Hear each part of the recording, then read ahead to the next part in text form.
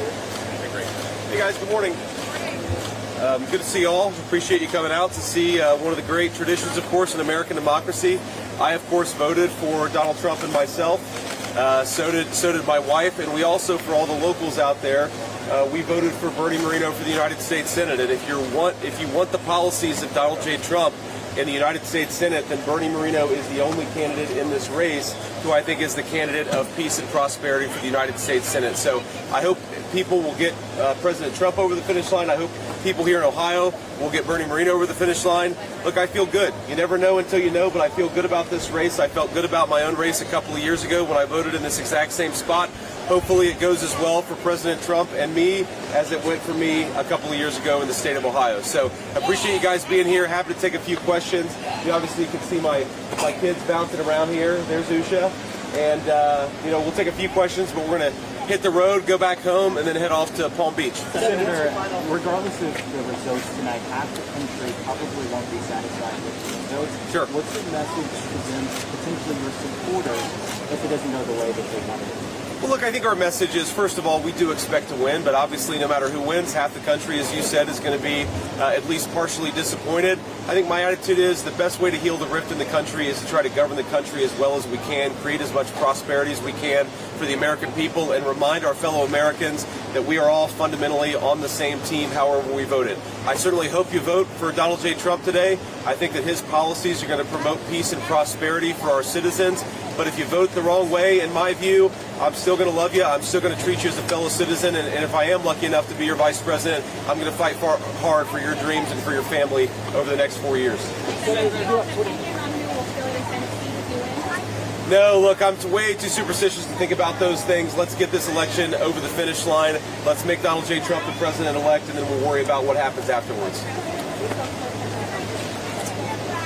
No, actually, he called me about 3 in the morning, apparently from the plane headed from Michigan to Palm Beach last night. I was in bed at the time. I haven't been able to talk to him this morning. I was going to call him as soon as I woke up, but when I realized that he got back home around 5:30 last night, I decided hopefully he's asleep, and so I'm not going to call him. I'll certainly talk to him probably on the way to the airport or when we land. Senator, you grew up 20 miles away in Middletown. Now you're standing here. Maybe in a few hours you'll be the next vice president. Yeah. How are you feeling about that in that moment? Here and possibly second in command. Look, it's an amazing thing. My heart is just overwhelmed with gratitude to the generosity of the American people. The fact that I'm standing here is very much a testament to the fact that we live in the greatest country in the history of the world. The fact that I have a beautiful wife and 3 beautiful kids is more importantly a testament to the fact that we live in the greatest country in the world. So I think that what today represents is an opportunity to pay down a debt that I owe to this country. And if I am the vice president, I'm going to work as hard as I can to pay down that debt. I don't think I'll ever be able to return what this country has given to me, but I'm going to try, but we have to win first. Senator, we've seen a lot of division in this country during this election. What would be your message to the American people to maybe heal that division? You know, my most important message is we ought to argue, disagree about, persuade each other about politics. That's part of the natural process.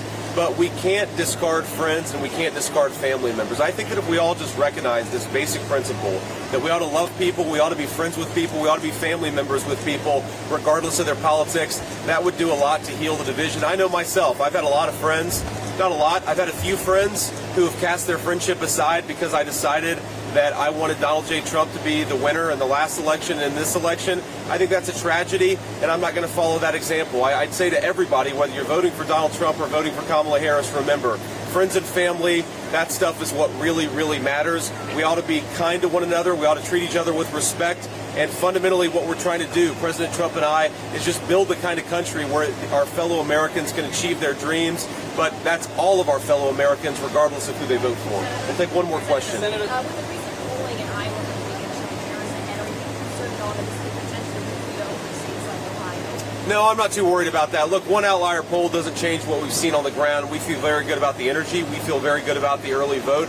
But ultimately, the ball is in the courts of the American people. Today is the day. If you don't want an open border, vote for Donald Trump. If you want to get back to low inflation and affordable groceries, vote for Donald Trump. If you want to return the world to peace and stability, vote for Donald Trump. That's my pitch to voters. I really do believe that we can have a golden age of prosperity in the United States of America, but voters are going to ultimately make that choice. I don't worry about any one poll. I think that we're going to win. I really do, but ultimately the voters make that decision. We'll see what they think about this by the end of the day, hopefully. God bless you guys. Thank you.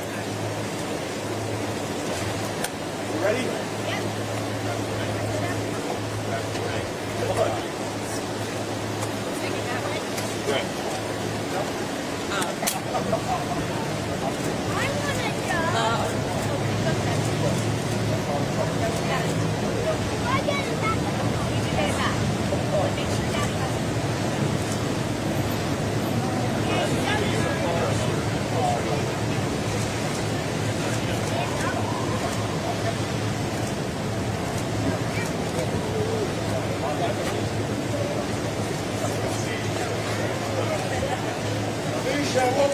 Hannah.